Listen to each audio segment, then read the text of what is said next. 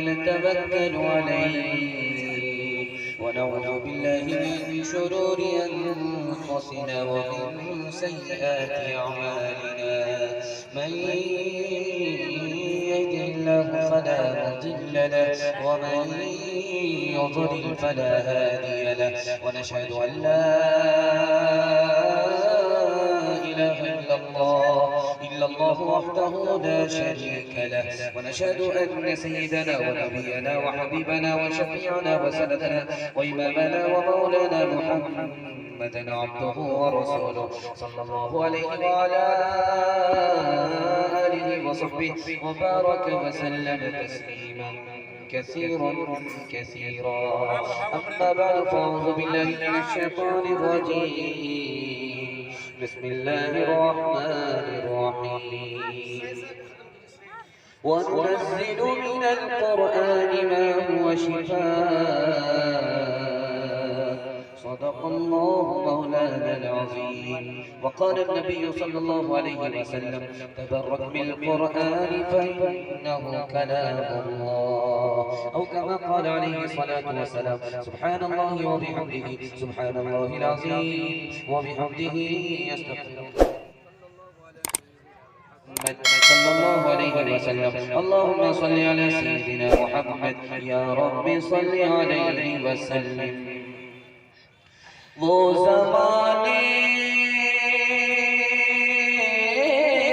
में मुअज़्ज़ज़ थे मुसलमान होकर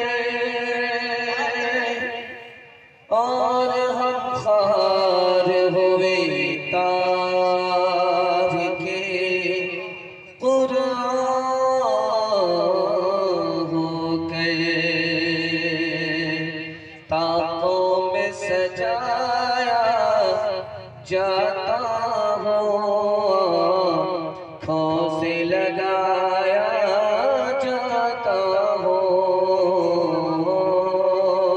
तावीज़ बनाया जाता हो धो धो के पिलाया जाता हो जब कौन कसम लेने के लिए तकरार की नौबत आती है फिर मेरी ज़रूरत पड़ती है हाथों पे उठाया जाता हो नेकी पे बदी का गलबा है सच्चाई से बढ़कर धोखा है नेकी पे बदी का गलबा है सच्चाई से बढ़कर धोखा है एक बार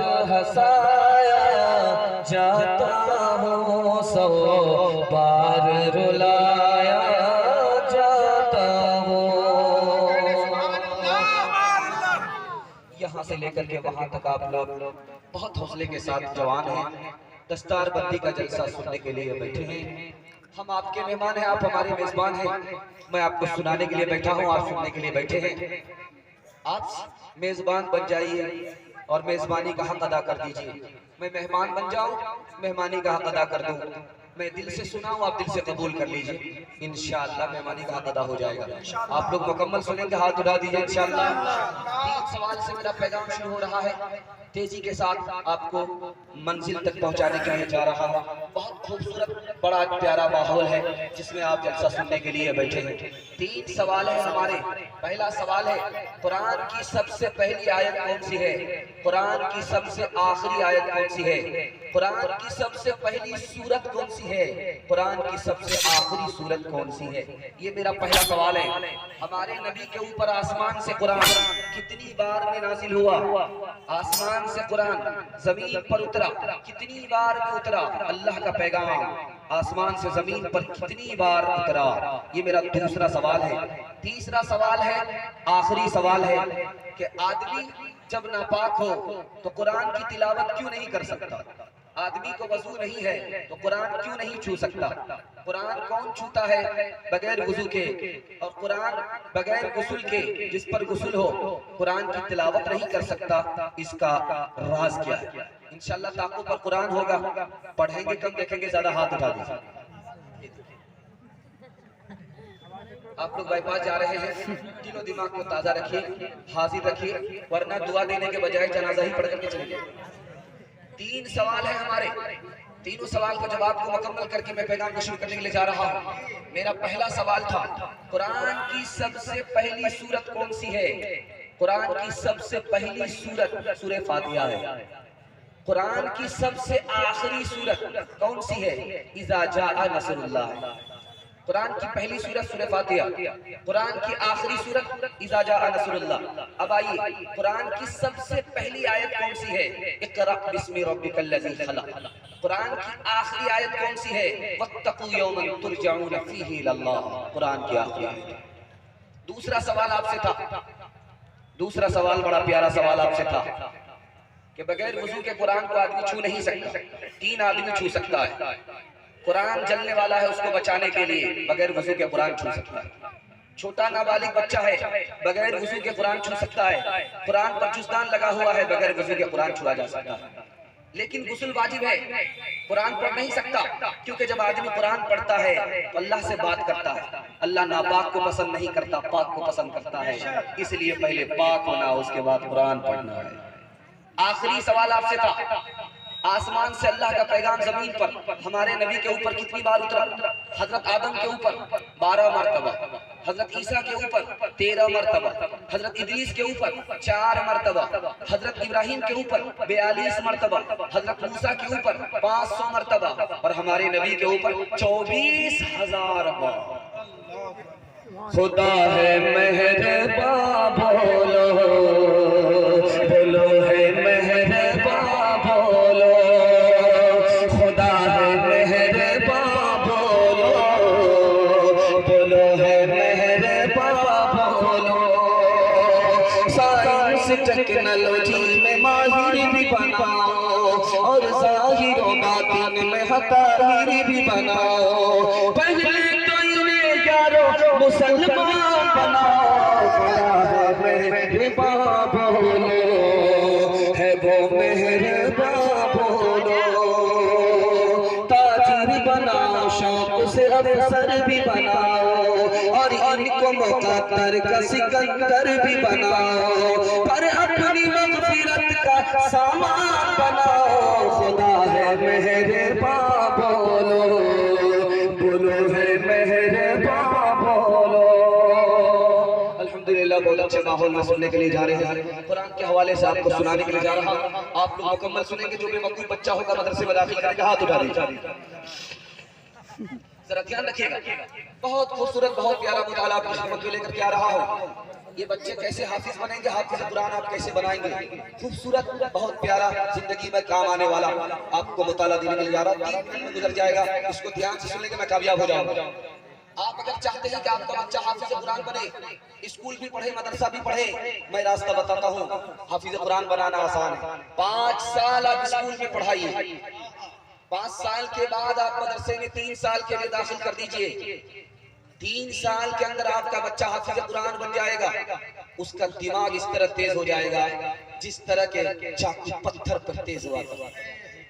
अब जो 3 साल का गैप हुआ है स्कूल में, बच्चे को ट्यूशन करा करके आगे बढ़ा लीजिए। सारे बच्चे इस बच्चे के पीछे होंगे, हाफिज कुरान सबसे आगे आ गया। दूसरी बात बताने के लिए जा रहा हूं, इसको आप ध्यान से सुनिएगा। आपका बच्चा अगर हिफ्ज करने के लिए आपसे कहे तो हौसला दीजिएगा, ताना मत मारिए।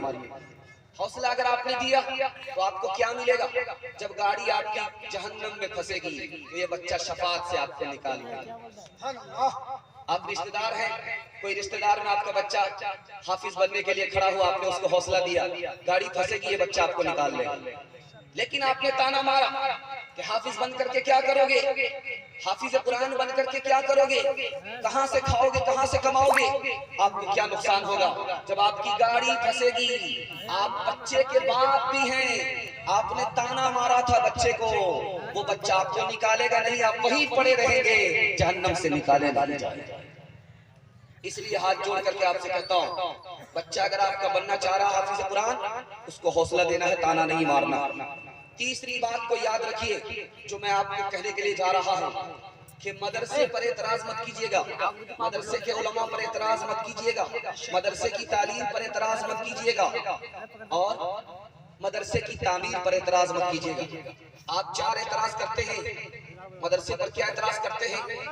ये तो बहुत पुराना हो चुका, अब इनकी जरूरत नहीं है, ये मदरसे पर एतराज होता है। मदरसे के तलबा पर दूसरा एतराज करते हैं, ये मदरसे में पढ़ने के लिए आए गए, ये क्या करेंगे, कहाँ से खाएंगे, कहाँ से कमाएंगे, ये दूसरा एतराज होता है। तीसरा एतराज होता है, ये मदरसे वाले दीन का काम नहीं करते तो तनख्वाह लेते हैं, मदरसे के उलमा पर एतराज करते हैं।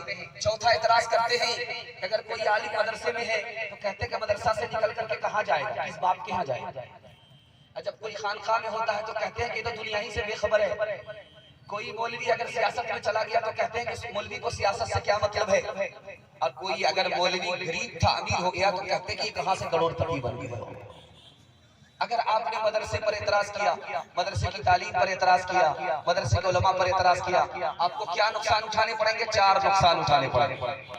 जरा ध्यान रखिएगा, अगर ये मदरसा नहीं होगा, मदरसे के उलमा नहीं होंगे तो आप इंसान भी नहीं रहेंगे, जानवर हो जाएंगे। अगर ये मदरसा नहीं होगा, मदरसे के उलमा नहीं होंगे तो निकाह के लिए कोई औरत आपके लिए हलाल नहीं होगी।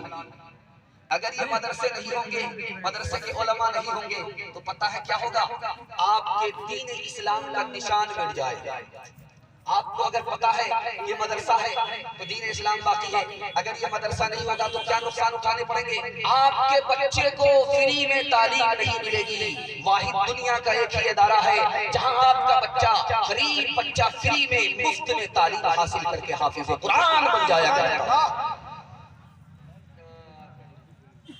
इस्लाम के इस मरकज से हुई तक़दीस आज़ादी की, 100 बार सदाएं गूंजी है, 100 बार सदाएं गूंजी है, तकबीर आज़ादी की। कुछ बात है कि हंसती मिटती नहीं हमारी, सदियों रहा है दुश्मन तौरे ज़मां हमारा। कुछ बात है कि हंसती मिटती नहीं हमारी, सदियों रहा है दुश्मन तौरे ज़मां हमारा। यूनान मिस्र रोमा सब मिट गए जहां से, अब तक मगर है बाकी बाकी, अब तक मगर है बाकी, नामो निशान हमारा सारे जहां से अच्छा हिंदुस्तान हमारा। हम बुलबुले हैं इसे की ये गुलसितां हमारा। रखिएगा, खूबसूरत पैगाम आपकी खिदमत में लेकर के आ रहा हूं। जब बच्चा हाफिज बनता है तो क्या इनकलाब आता है, ये मैं आपकी खिदमत में रखने के लिए जा रहा हूं। बीवी से शौहर ने कहा, शौहर से बीवी ने कहा कि तुम कलमा पढ़कर मुसलमान हो जाओ। कहा कि मैं तो हिंदू हूं, कलमा कैसे पढ़ूंगा? कहा कि तुम